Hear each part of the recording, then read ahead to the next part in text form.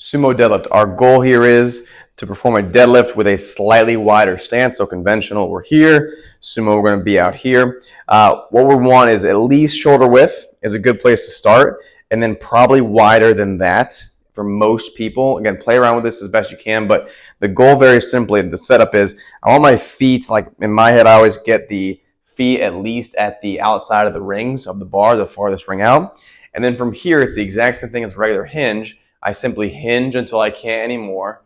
When I can't hinge anymore, then I bend the knees with my hands straight down, and my hands should touch the bar. Okay, that's kind of my starting point, where it's not really, a straight hinge here, but it's also not a squat down here. So I want my hips above my knees here as best I can. I want to squeeze the bar first. Remember, we want to take the slack out of the bar, get as tight as possible. Upper back is tight, pushing the knees slightly out, driving through the heels, and then driving the bar straight up, hips to the bar, into the bar as best as we possibly can. When we go down, especially when we're first learning, we're trying to control that motion, lead with the hips, so hips go back and up a little bit.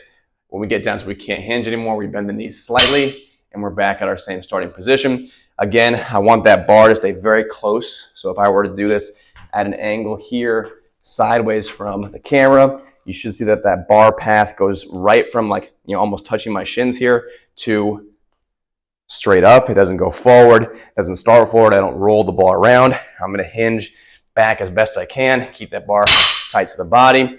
And I want to really be driving through backside heel to get as much backside stuff as possible. Yes, we use a little bit of quad, but for the most part, it's a backside hip developer here.